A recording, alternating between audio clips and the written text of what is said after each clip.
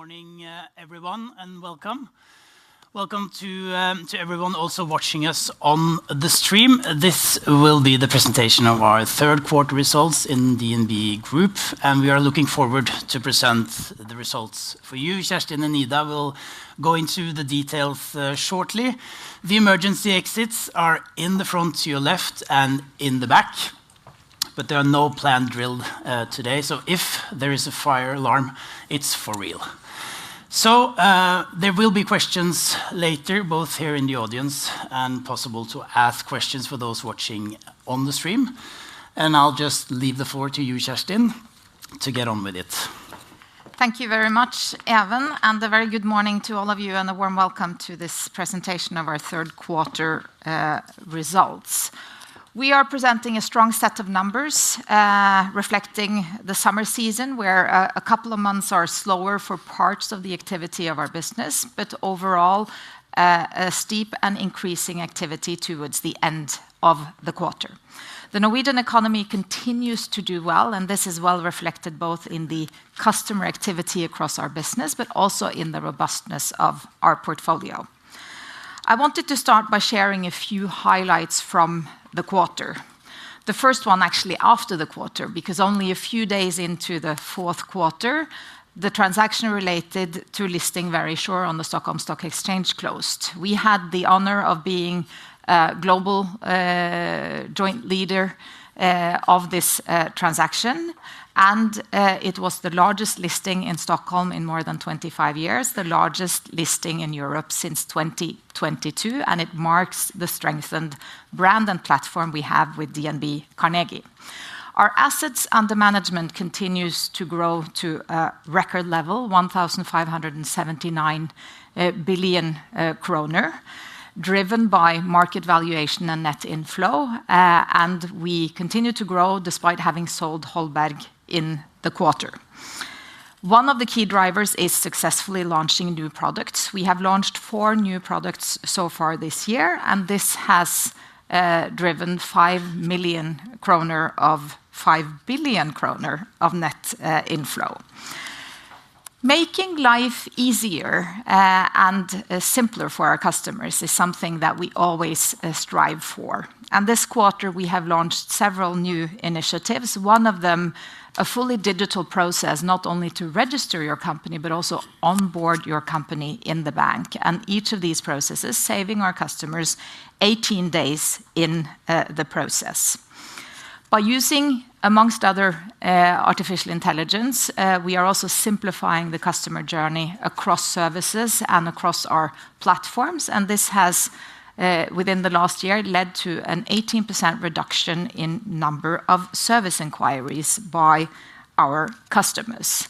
And as usual, I do think it's appropriate for me to give a big shout out to the organization that works so hard every day to deliver on our mission to make life easier and the economy better for our customers at large. Now maybe over more to the numbers. A return on equity for the quarter at 15.8%, which is well above our targeted return of minimum 14%. The net interest income in the quarter is down by 1% compared to the previous quarter. This number is positively impacted by growth both on the lending side and the deposit side, and offset by repricings that have been done and taken effect during the quarter, as well as product mix effects. Net commission and fees, a strong 28.9% increase from the corresponding quarter last year. Key engines or drivers, if you will, are investment banking and asset management. In investment banking, we see high activity across ECM, DCM, and a somewhat lower contribution from M&A this quarter.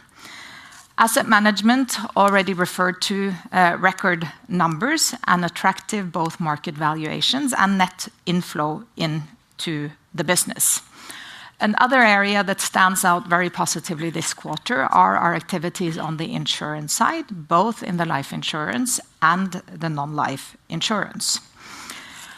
Costs are down, reflecting our continuous efforts to increase efficiency and scale. We have a robust and well-diversified portfolio across industries and geographies. We do take impairments of 862 million this quarter, but it is important to highlight that impairments on the underlying activity is 431 million, which corresponds to a cost of risk of 8 basis points.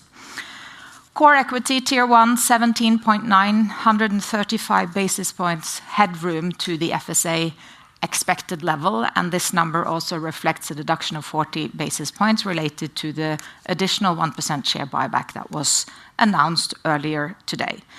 Earnings per share up 2.8% from previous quarter. Year-to-date, a total of 6.98. A year-to-date, 20.81. A solid platform to continue to deliver on our dividend policy. A few comments on the Norwegian economy.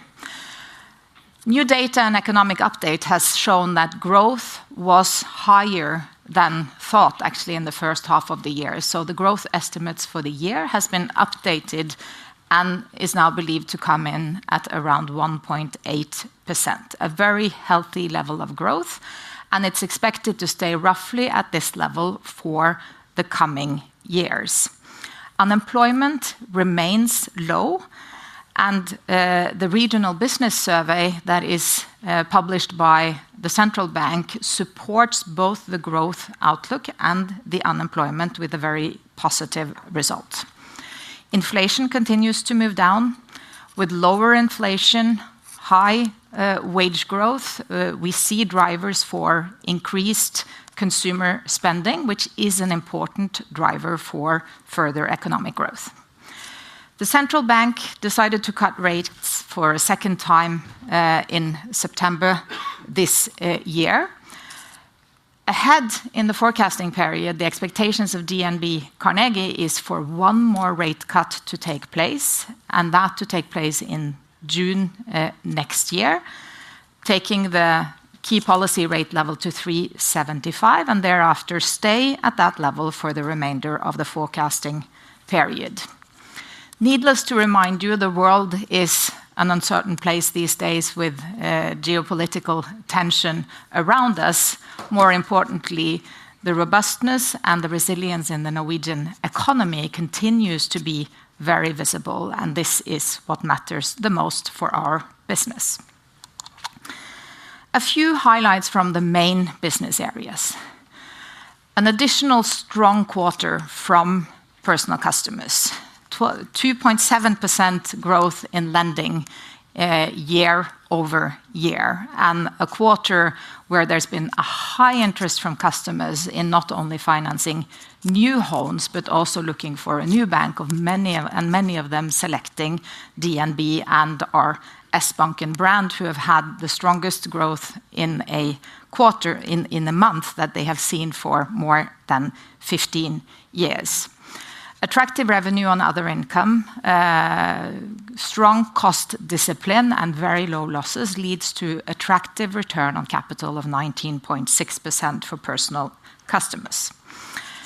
In corporate customers Norway, volumes at the end of the quarter are relatively flat. They do increase if we look at the average volumes throughout the quarter, and the underlying activity and growth across regions are positive, with growing demand and growing volumes, driven primarily by seafood and somewhat energy. There is a solid contribution from other income, in particular on the life insurance and defined contribution pension this quarter. Also here, cost discipline, certain customer-specific impairments have been taken, but even so, a return on allocated capital of above 20% for this part of our business. In large corporates, pre-tax profits is down compared to the previous quarter, and second quarter is usually a slower quarter, in particular in other income, where we are comparing to a record high quarter, third quarter 2024, which was also impacted by positive market-to-market effects. Volumes are up by 0.5 percentage points. Underlying activity is, however, stronger in the business. There's also been a high activity in refinancing typical transactions related to bridge to bonds, which indicates a strong activity related to new business to get to the 0.5 percentage points growth. Year over year, growth on lending here is 10.2%. A solid contribution from other income, certainly on ECM again and DCM, but also here we see the lower contribution from M&A.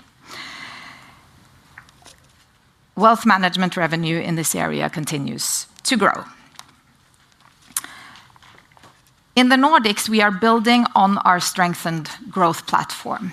If we take DNB Carnegie and look at the rolling 12-month revenue, it's up by 12.3% compared to last year. This is driven, of course, by the Carnegie acquisition, but also high activity on the ECM and DCM side. Equity capital markets are open. We do see an increasing number of RFPs and mandates coming in, and we are expecting to see more of the business materializing after having been pushed out in time after the trade turmoil earlier this year. Wealth management, again, we see a revenue compared to last year that is up by 26.8%. A key driver, obviously, market valuation, but also very attractive flows into the business. And of course, the acquisition of Carnegie with Carnegie Fonder and private banking in Sweden that broadens our platform. Because I would like to highlight that even more importantly than this quarter is the strengthened growth platform that we have across these two business areas. The position stands out very strongly with a clear leading position as the Nordic investment bank. We have been a leader in 3 of the 4 largest IPOs in Europe so far this year. And in equity research, we hold the number 1 position in 16 out of 21 sectors and are among top 3 in the remaining sectors. For assets under management, it's a broader platform, well positioned for further growth. And then it's time for me, for the last time, to welcome my co-pilot for several years onto the stage for the last time. And it is also more than appropriate for me on behalf of DNB to thank Ida for her service and commitment to our activity, our business, and our shareholders for many, many years across different roles where she has added substantial value in so many characters. So, Ida, the stage is yours.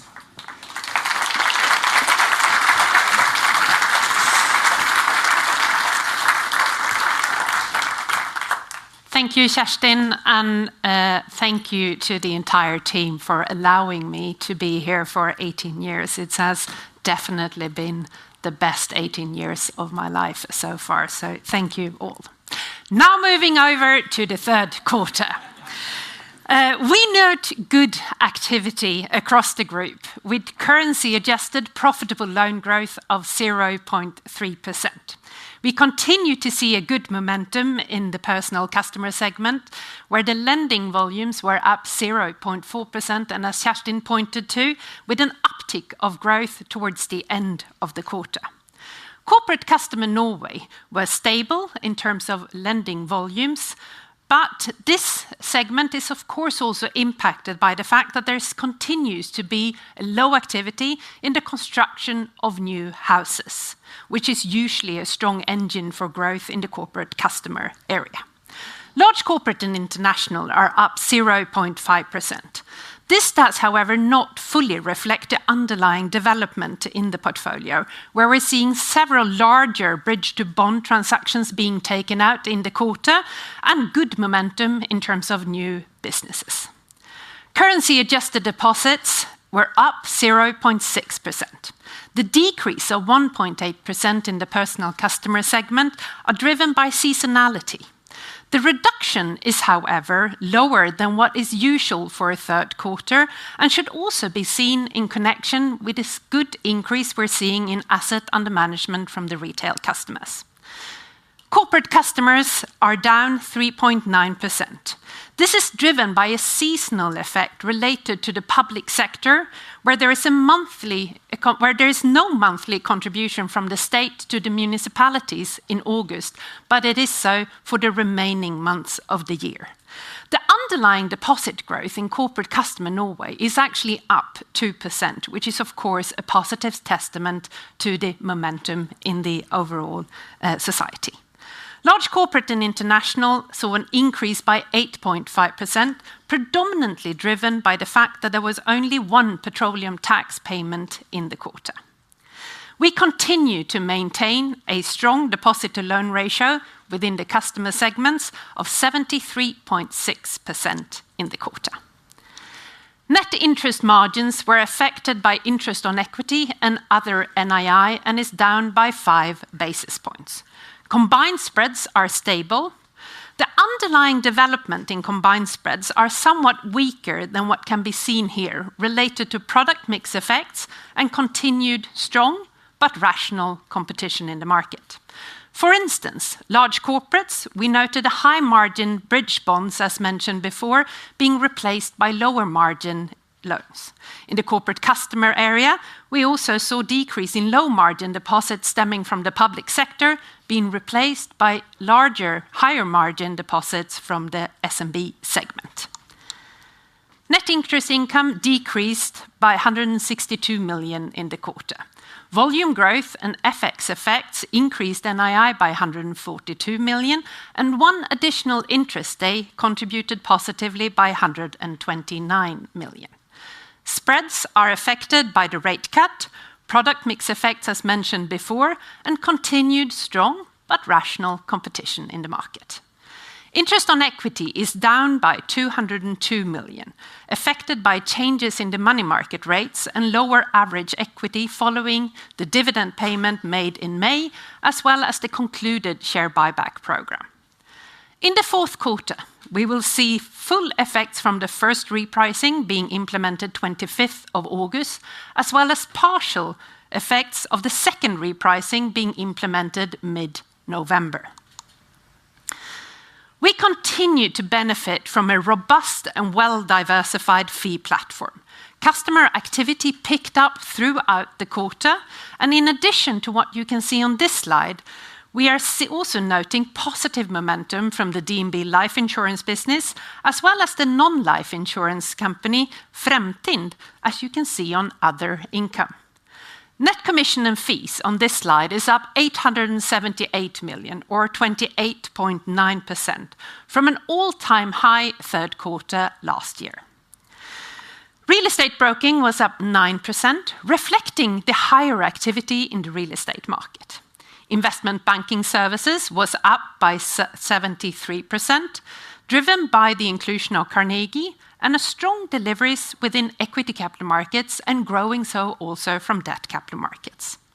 In M&A, as Kjerstin mentioned, activity was lower than what was noted in the similar quarter last year, but particularly related to the maritime industries as well as energy.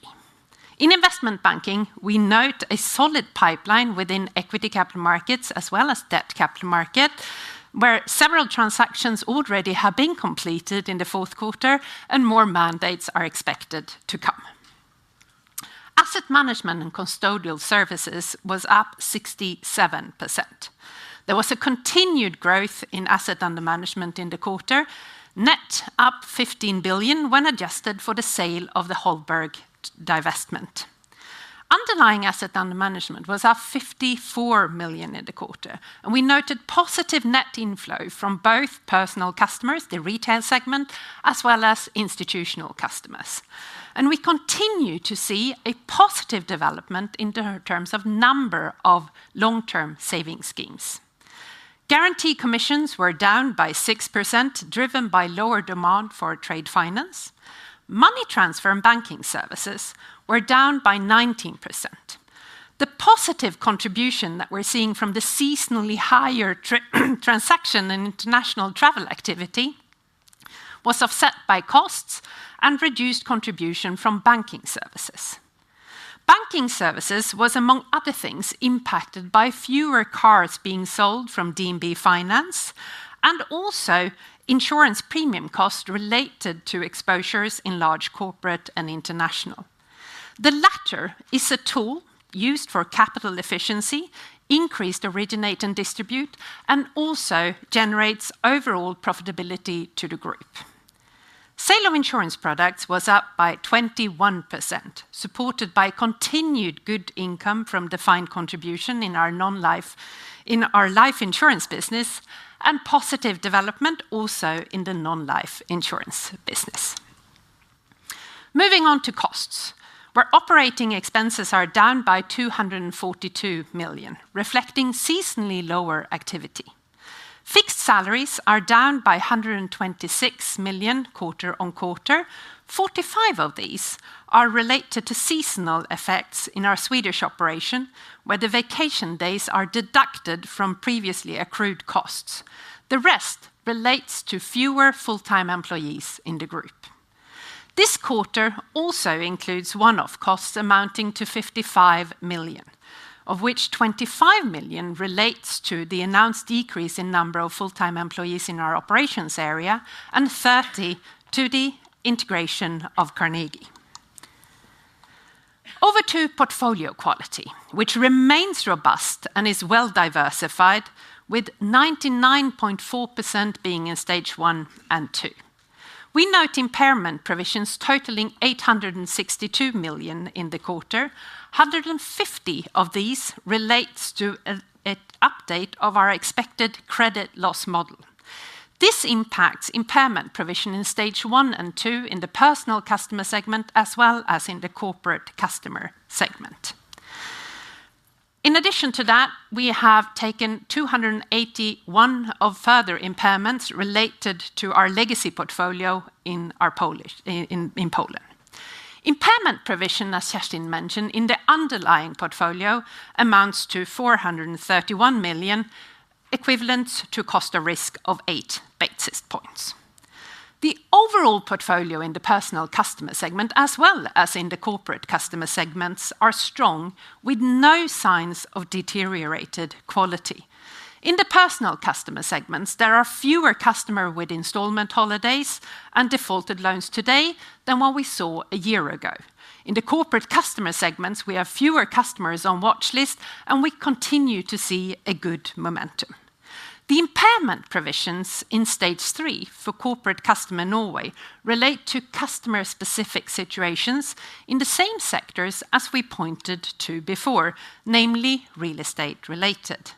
The overall portfolio quality here continues to be sound and robust, with a limited portion of the exposure in high risk. We remain comfortable with our credit quality in the overall portfolio. And now moving on to capital. The core equity tier 1 capital is strong at 17.9%, 135 basis points above the regulatory expectation. The core equity tier 1 was positively impacted by profitability, 30 basis points, which was offset by the increased risk weight floors in the residential mortgage portfolio, leading to a reduction, as announced previously, of 60 basis points. We finalized the previous share buyback program during the quarter and are today announcing a new 1% share buyback program, impacting the core equity tier 1 by 40 basis points this quarter. Leverage ratio remains strong at 6.3%, well above the regulatory requirement of 3%. With a core equity tier 1 of 17.9% and a leverage ratio of 6.3%, our capital position remains strong and enables us to continue to deliver on our dividend policy. So summing up, we deliver a strong set of results in the third quarter, reflected in these key numbers. Return on equity came in at 15.8%, earnings per share at 6.98, 2.8% increase from the last quarter. Cost income at 37.4%. And with that, I thank you for your attention, and we now open up for Q&A.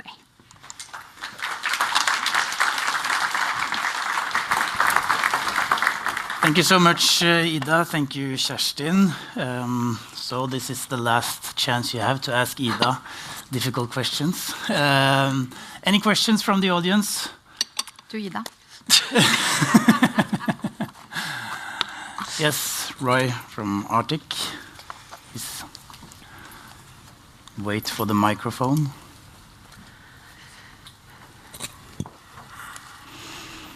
Thank you. So Roy Tilly from Arctic Securities. So a couple of questions just on the customer revenues in DNB markets. They were a bit down year on year and also the year before. Is that expected or are you surprised? That's the first question. I think there's 700 million this quarter, so it's 20% down versus Q3 24. And on the activity levels after the September rate cut. I remember after the June rate cut, you had a record high activity on mortgages. How was this in September? Was it the same or less this time around? Okay, I can start there. One more, actually, on Poland, just the legacy portfolio. Can you just remind us how big is that portfolio? How big is the provisions now, and should we see more? Great. Thank you, Roy. I'll do the two first ones, and Ida can do the latter. Third quarter, DNB Carnegie is a good quarter, but it's a lower quarter than same quarter last year. And we see strong areas such as DCM, equity capital markets in DCM, particularly on the investment grade side. If you look at customer revenues, it's also on the fixed side that there is lower activity related to interest hedging and somewhat lower on FX. And these are natural volatility for that part of the business, I would say. As for M&A, it's typically the part of the business that varies from quarter to quarter. Third quarter last year, particularly active, driven by, as Ida was saying, the maritime sector and transactions in the energy sector, an exceptionally high quarter for us. And this piece was lower in the third quarter. So there's nothing that stands out that we would like to comment, rather emphasize the strong growth platform and that this business needs to be seen over a longer time than a quarter. And we're very happy with the development and what we see going into the fourth quarter. Activity level after September was also very strong. Hard to say if it's exactly at the same level, but we continue to see that customers are focused on what their terms are, where they do their banking, and we think that's a very positive thing. It's healthy competition, and it does remain rational.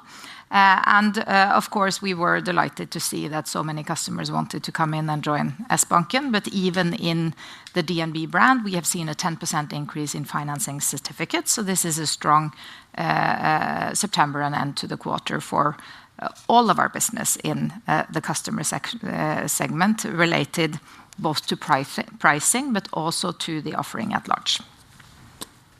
And in terms of the loan book in Poland, we have a total loan book of 3.7 billion, of which we've taken accumulated impairments of 1.6 billion as of today. What's important to say, and I'll give you a bit more details in terms of the portfolio, 88% of the portfolio is euro loans and only 2.3% is Swiss franc loans, which is more exposed in terms of the recent developments we've seen in terms of rulings from the court. The reason why we're taking larger impairment this quarter as well as last quarter and the quarter before that is not due to the fact that the customer are changing in terms of behavior or anything like that. It's related to our proactivity towards the customers, where we've tried different solutions really to find a long-term solution here, which is impacting the impairment provisions but not underlying development in the portfolio. We are continuously monitoring the development and are comfortable with the impairment provisions that we've taken overall related to this portfolio as of today. Okay, thank you very much. Thank you. You can pass the mic to Thomas Svensson from SEB. Yes, good morning. So on the capital, this big difference between your posted CET1 ratio and the FSA expectation, should we expect that to come down over time, let's say the next couple of years? That's the first question. And second, as you pointed out, there are sliding large corporate lending margins. Is this a trend that we should expect to continue throughout the next few quarters? Thank you. Varsågod. Tack. In terms of the core equity tier 1, you're right, we have a good buffer, 135 basis points per the regulatory expectation. What needs to be also taken into account when looking at this number is that we have a Pillar 2 guidance of 125 basis points within that expectations, which is significantly higher than our Swedish peers, which I believe is around 50 basis points. So we have a buffer on top of the buffer, so to say, and therefore we are also very well capitalized where we are today. And that's also why we are launching a new share buyback program. We haven't changed our dividend policy. That stays firm. We're going to continue to focus on an increased nominal cash dividend year on year and utilize share buybacks as a flexibility tool to optimize the capital position. But where we are today, I would say that we are very well capitalized again. And in terms of LCI and the lending margins, as I pointed to, and Kerstin also mentioned, we're seeing some movements within the portfolio in terms of larger bridge to bonds, which have higher margins being taken out in the quarter and being replaced by lower margin and also low risk in large corporates. In addition to that, there is a fierce competition out there. There's a lot of very solid, well-capitalized banks out there, and which of course also has an impact in terms of the overall market developments. But this quarter, it's predominantly the impact of the fact that we're shifting large portions of transactions which are different in terms of lending margins. And we do not see a basis to be able to call it a trend. Thank you. Thank you. Any more questions? Herman Saal from Pareto, just behind you. Thank you. Just on the competition within PC, personal customers currently, since lending spreads are up by 16 basis points, so it seems like you have given some more repricing downwards than would be suggested by the conventional 25 bips and your communicated repricing effective date.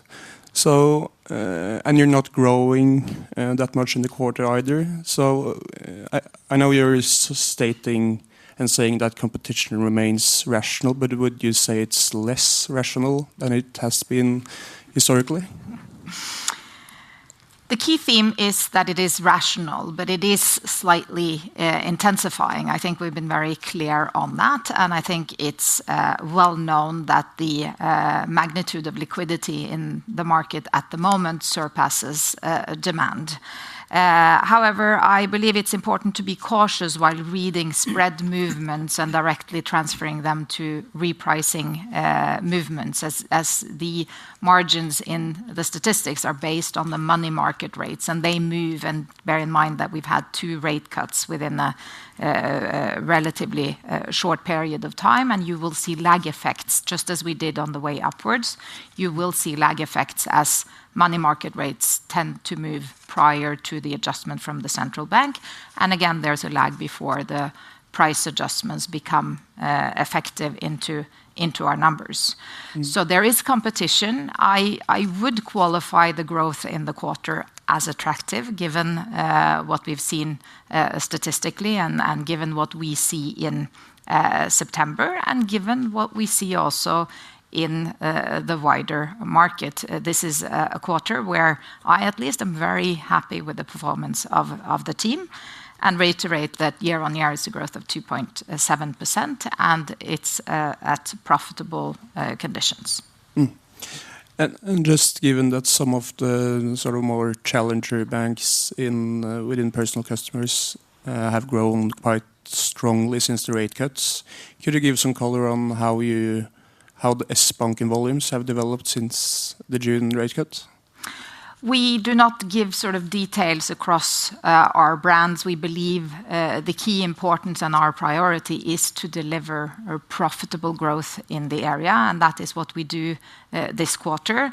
When looking at percentages, it is important to keep in mind that we have double the volumes of the second largest player in the market, and there's a strong culture for amortizing in the Norwegian market. So just keeping volumes means having a very high level of activity and growing volumes even beyond that. And we are grateful and appreciative of the fact that so many new customers choose to bring their business to us.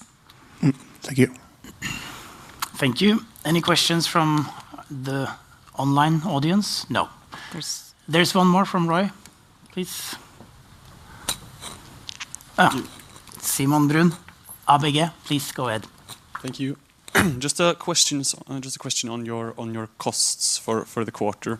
Ida, I think you mentioned that was mainly driven by the drop quarter-on-quarter is mainly due to seasonal effects. But I think, Kjerstin, you said there's also some structural aspects of it in your introduction. So which one is it? And in relation to that, you have a 3 billion cost savings program ongoing until 27. Can you say something about how you're tracking towards that with close to 1 year already done? I would say in terms of your first question, both are right. When I talk about it was more quarter-on-quarter where we're seeing the seasonality effect, and that's more to also talk about what we're seeing in the fourth quarter, which is expected to have a higher seasonal element into it.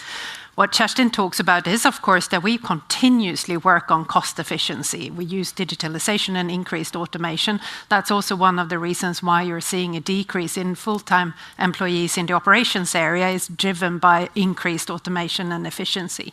In addition to that, we are now kind of benefiting from the full impact of the reduction of 500 full-time employees that we launched last year or announced last year, which is of course also impacting long-term in terms of the overall, the underlying cost development. So when you're talking about the 3 billion, this is something that we embed in how we do business on an everyday basis, and cost efficiency is really embedded in our culture and continues to be a very important tool also when looking at competitiveness, not the least in the mass market and then both on the personal customer side, but also on the corporate customer side. Yeah, so trying to quantify how you track against I would say we're tracking in line with what we expected. Actually, a bit kind of better than that, being said that we then decreased the number of full-time employees already this year of 500. Okay, thank you very much. And Roy, you had one more question? Thank you. Just a question on insurance.